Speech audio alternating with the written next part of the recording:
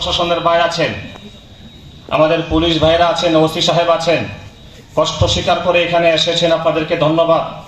এই সত্য কথাগুলো আপনাদের কানে থাকা দরকার। আমরা গত পরশুদিন বিকালে রাজেন্দ্রপুরে বসেছিলাম।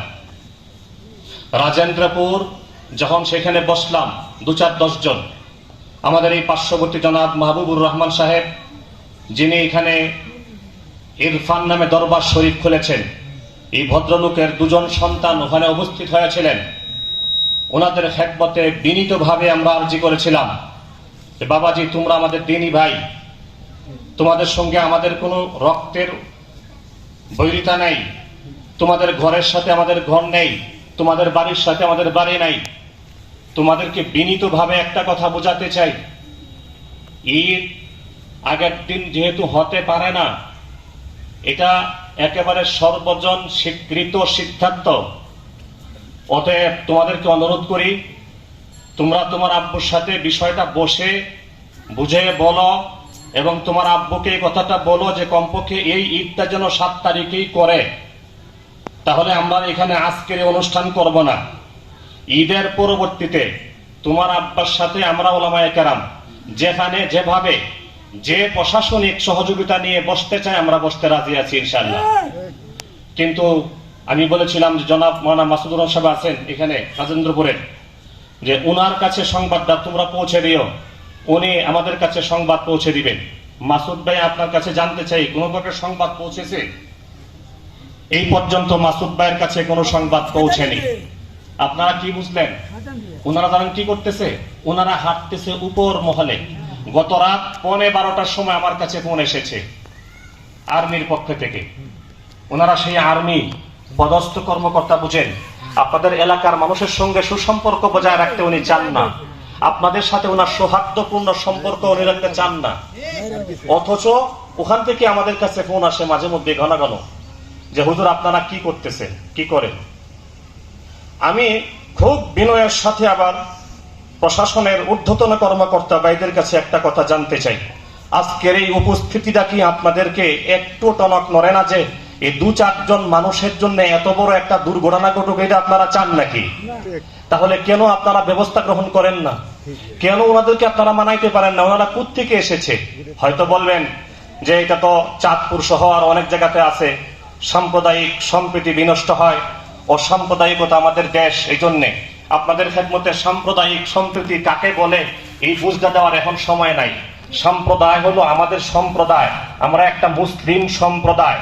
মুসলিম সম্প্রদায়ের মধ্যে একে অপরের মধ্যে সম্প্রীতি বজায় থাকুক, এটা আমরা সকলেই চাই না?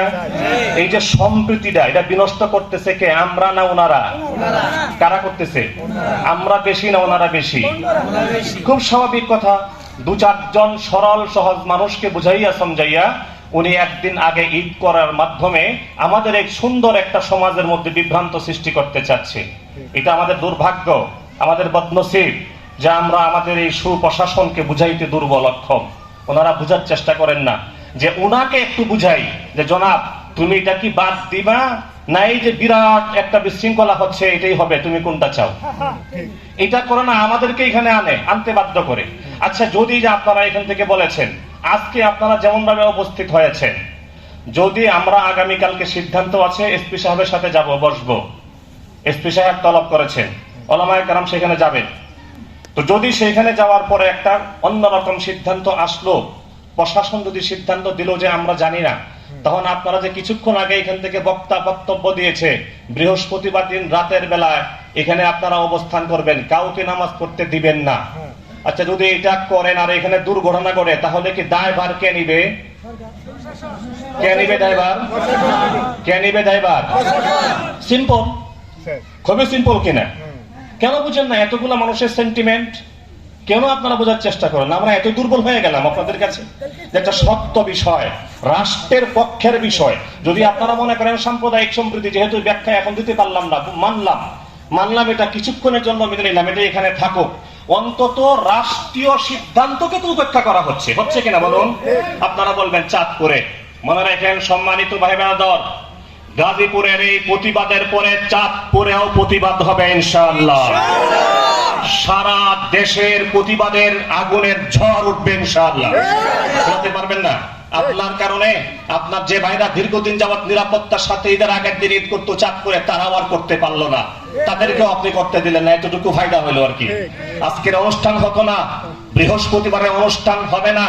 যদি আপনাদের শুভ বুদ্ধির উদয় হয়, যদি আপনাদের শুভ বুদ্ধির উদয় না হয়, তাহলে নিঃসন্দেহে আমাদের মুরব্বীদের পরামর্শ এবং সিদ্ধান্ত মোতাবেক যে সিদ্ধান্ত আসবে, এই এলাকার সর্বস্তরের তৌহিদি ইমানদার জনতা সেই সিদ্ধান্ত মানতে বাধ্য থাকবে।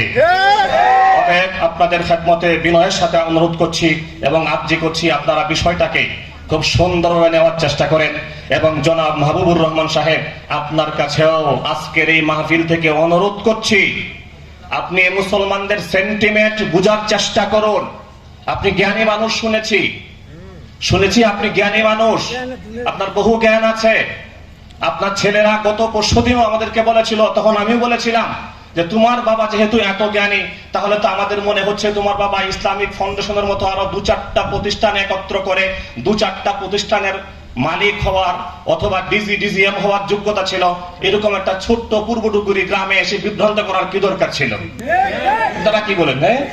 সুতরাং আমি আজকের এই মজমা থেকে আপনার সুকানে ও ভদ্রলোক আপনার কানে এই কথাটা দিতে চাচ্ছি, মেহেরবানি করে মুসলিম জনতার সেন্টিমেন্ট বুঝার চেষ্টা করুন। এবং এইবার হলেও 7 তারিখে ঈদ করুন, 6 তারিখে নয়। ঘোষণা দেন, প্রশাসন দিয়া হুমকি ধমকি বন্ধ করুন, হুমকি ধমকি বন্ধ করে দিয়ে ঘোষণা করে দেন, বাংলাদেশের রাষ্ট্রের আইন মেনে, শরিয়া হুকুম মেনে 7 তারিখেই ঈদ উল আজহা উদযাপন করব এবং পরবর্তীতে ওলামায়ে কেরামের সাথে বসবো। এই বিনীত আহ্বান জানিয়ে প্রশাসনের ভাই যারা এসেছেন, যারা আপনারা আমাদেরকে সহযোগিতা করেছেন, আপনাদের সকলকে আন্তরিক ধন্যবাদ জানাই। যারা সাংবাদিক বৃন্দ এসেছেন, আপনাদেরকে আন্তরিক ধন্যবাদ জানাই। যারা উপস্থিত হয়েছেন দূর দূরান্ত থেকে কষ্ট করে, সকলকে আন্তরিক ধন্যবাদ এবং শুভেচ্ছা জানিয়ে আজকের এই প্রতিবাদ সভার সম্মানিত সভাপতি, বাংলাদেশ হেফাজতে ইসলামের কেন্দ্রীয় নায়েবে আমির হযরত মাওলানা আল্লামা মুফতি আহমদ আলী কাসিমি সাহেবের বক্তব্যের মাধ্যমে এবং দোয়ার মাধ্যমে আজকের অনুষ্ঠান শেষ করার জন্য বিনীতভাবে অনুরোধ করছি।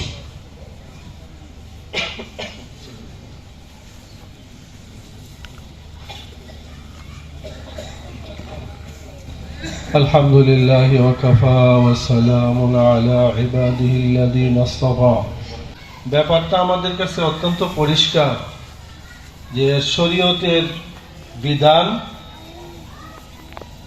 ঈদ এবং অন্যান্য বিধানগুলা সময়ের সাথে সম্পৃক্ত, চাঁদ ওঠার সাথে সম্পৃক্ত, তাই না? মানে যখন আমরা রমজানের ঈদের চাঁদ দেখব, আমরা যখন আমাদের দেশের চাঁদ দেখব, তখন আমরা পরদিন রোজা রাখবো, পরদিন ঈদ উদযাপন করব। ঈদ উল আজহা আমরা যেদিন চাঁদ গণনা করা হয়েছে বাংলাদেশের আকাশে, ইসলামী ফাউন্ডেশন কর্তৃক ঘোষণা করা হয়েছে যে জিলহজ মাসের চাঁদ দেখা গেছে, এর চেয়ে 10 তারিখে আমাদের ঈদ উল আজহা হবে। এই তো এইটা এর বিপরীত কিছু মানুষের কার্যক্রমের কারণে আজকে আপনারা এখানে সমবেত হয়েছেন। আমরা যখন শুনলাম যে এলাকার মানুষের মধ্যে এরকম একটা উত্তেজনা, সবাই উদ্বিগ্ন অবস্থায় আছে, আমরাও ঢাকা থেকে আজকে আপনাদের সাথে শরিক হলাম। আসলে আমাদের অনেক ভাইয়েরা বুঝাইছেন যে দেখেন, এখন মনে করেন আকাশে মেঘ আসছে, এখন এই মেঘে যদি এখানে বৃষ্টি হয়, তো ছাতা যদি আমি ধরি তাহলে তো মেঘের বৃষ্টি ছাতা আমাদের মানবে, কিন্তু এখন ঢাকায় যদি ছাতা ধরেন আর এখানে বৃষ্টি হয় তাহলে হবে? বাংলাদেশের আকাশে যেদিন চাঁদ উঠেছে, আমার এই যে একজন ভাই এলাকার, উনি খুব আক্ষেপ করে বললেন যে আমরা এই এলাকার মানুষ অন্য এলাকায় গেলে আমাদের সাথে ঠাট্টা করে, খাও তোমরা তো একদিন আগে খাওয়া শুরু করো রোজা। আল্লাহ পাক রোজা আমাদের উপর রমজান মাসের রোজা ফরজ করছে। যতক্ষণ পর্যন্ত আমাদের দেশের শাওয়ালের চাঁদ দেখা না যাবে ততদিন পর্যন্ত রোজা রাখা ফরজ। একদিন আগে যদি আমরা ঈদ করে ফেলি, সৌদি আরবের চাঁদ দেখা, তাহলে আমাদের দেশের হিসাব অনুযায়ী এই দিন রমজান, তাহলে রমজান মাসের রোজা ভাঙ্গা, এই দিন তো রমজানের রোজার মধ্যে তারা ঈদ যাপন করলো, অথচ এই দিন আমাদের রমজানের রোজা। খুব কষ্ট বা আমাদের ভাইয়েরা বুঝাইছেন যে সৌদি আরবের সাথে আমাদের অনেক কিছুর ডিফারেন্স আছে। তারা যখন জোহরের নামাজ আদায় করে আমরা তখন জোহর পড়ি না, তারা যখন ফজর পড়ে আমরা তো তখন ফজর পড়ি না, মানে কোনোটার আমাদের কোনো সময়ের সাথে মিল নেই। বৈজ্ঞানিকভাবেও পৃথিবীতে অনেক দেশে এখন রাত্র আছে, আমরা তো একেবারে আসরের সময়ের মধ্যে আছি, কোনো জায়গায় ভোর হয়ে গেছে। তো পৃথিবীর এক জায়গার সাথে আরেক জায়গার এই মিল নাই।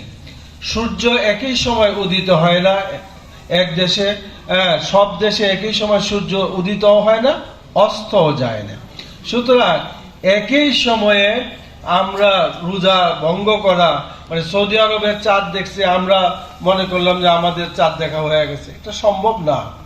এই জন্য এই কথাগুলো আমাদের উলামা একরাম যারা এখানে বক্তব্য রেখেছেন, এই এলাকার অত্যন্ত গুণী উলামা একরাম এবং তারা মুফতিয়ানে এজাম, সম্মানিত মুফতি সাহেবান, তাদের কথা মানা আমাদের জন্য কর্তব্য। কি বলেন? আমরা এই মুফতিদের কথা, এই উলামা একরামদের কথার বাহিরে গিয়া কি আমরা চলতে পারি? আজ পর্যন্ত মনে করেন আমরা যারা সাধারণ জনগণ, আমাদের তো দিনের ব্যাপারে, ধর্মের ব্যাপারে তো আমরা কেউ পণ্ডিত না, আমরা তাদের কথার অনুসরণ করি। শুক্রবারে জুমার নামাজে আমাদের সম্মানিত ইমাম সাহেব যে বক্তব্য দেন, আমরা এলাকাবাসী তার বক্তব্যকে মানার চেষ্টা করি। সব যে মানতে পারি, কিন্তু মেইন কথাগুলো আমরা মানার চেষ্টা করি। এখন পর্যন্ত উলামা একরামের ইক্তেদা করি, তাদের কথা শুনি, মসজিদে যেমন ইক্তেদা করি, বাহিরেও তাদের কথা আমরা শুনি। তো সুতরাং ঈদের মতো একটা ধর্মীয় ব্যাপার উদযাপনের ব্যাপারে উলামা একরাম আমাদেরকে যে সিদ্ধান্ত দিবে, এর বাহিরে কি আমরা চলতে পারি বলেন? একজন মানুষের কথায় মানলাম তিনিও আলেম, কিন্তু একজন আলেম আর শত শত আলেমের কথা কি আমরা এক মনে করব? শত শত আলেমরা যেই কথা বলেন তিনি একটা ভিন্ন মত পোষণ করবেন, সুতরাং আমরা তো তার কথা মানতে পারি না। এলাকার শান্তি শৃঙ্খলার ব্যাপারে উদ্বেগ প্রকাশ করে প্রশাসনের পক্ষ থেকে আপনারা কি বলতে চান যে তার কথা মেনে আমরা চললে শান্তি শৃঙ্খলা ঠিক থাকবে, এটা কি আপনারা বুঝাইতে চান? নাকি যারা জনগণ, মানে বিপুল সংখ্যক জনগণ যেই দিকে যেই কাজটা করতে চায় বা শরীয়তের নির্দেশ তারা উলামা একরামের কথা মতে পালন করতে চায়, এইটা পালন করলে কি শান্তি শৃঙ্খলা বিঘ্ন হবে, না কোনটা করলে শান্তি শৃঙ্খলা বিঘ্ন হবে? আপনারা অবশ্যই একজন লোক একটা ভিন্ন মত সমাজের মধ্যে ঢুকায়া দেওয়া, এই এখনো অনেক ভাইয়ের বক্তব্য আমি বুঝতে পেরেছি যে তিনি চাঁদপুরের থেকে এখানে এসেছেন এবং এই এলাকার মধ্যে আমাদের এই ধরনের কোনো ফিতনা ইতিপূর্বে ছিল না। সুতরাং আমরা মনে করি যে এলাকার জনগণ, যারা সাধারণ জনগণ বক্তব্য রেখেছেন, আলেম ওলামারা যা বলেছেন আমরা মনে করি, এবং সরকার কর্তৃক ঈদের যে চাঁদ দেখার ঘোষণা হয়েছে, ঈদুল আজহা হবে ইংরেজি 7 তারিখে, এর বিপরীত দিয়ে অনেক আমাদের ভাইয়েরা বলেছেন যে রাষ্ট্রের কথা অমান্য করা এটাও একটা রাষ্ট্রদ্রোহিতার শামিল। সুতরাং আমরা মনে করি সর্ববিবেচনায় আমাদেরকে নিতে হবে যে এলাকার শান্তি শৃঙ্খলা যারা বিঘ্ন করবে তাদেরকে আপনারা ধরবেন। আমরা শান্তি শৃঙ্খলার পক্ষের মানুষ, কি বলেন ঠিক না? আমরা শান্তি শৃঙ্খলা বজায় রাখতে চাই, 7 তারিখে আমরা ঈদ করতে চাই, এবং এর মধ্যে যদি কেউ হস্তক্ষেপ করে এইটা প্রশাসন দেখবে, তাদের উপরে সেই দায় দায়িত্ব দিয়ে যেতে যায়। হেফাজতে ইসলামের কেন্দ্রীয় কমিটির নজরে আছে আপনাদের এই এলাকা, যদি কোনো বিভ্রান্ত কোনো কিছু হয়, প্রশাসন যদি উল্টাপাল্টা কিছু করে, হেফাজতে ইসলাম এই দেশে আছে, আগেও ছিল, এখনো আছে, এবং আমরা দেখবো ইনশাআল্লাহ। আপনাদের উপরে দায়িত্ব দিয়ে গেলাম এই শান্তি শৃঙ্খলা মতে 7 তারিখের ঈদ যাতে বিঘ্ন সৃষ্টি কেউ না করতে পারে, এই কথা বলে আমার বক্তব্য শেষ করছি। আখিরু দাওয়ানা আলহামদুলিল্লাহ রাব্বিল আলামিন। সম্মানিত হাজিরিন, এক্ষুনি আজান হবে, আজানের 5 মিনিট পরে জামাত হবে, আপনারা একটু ওযু করতে চলে যান। হুজুর একটু সংক্ষিপ্ত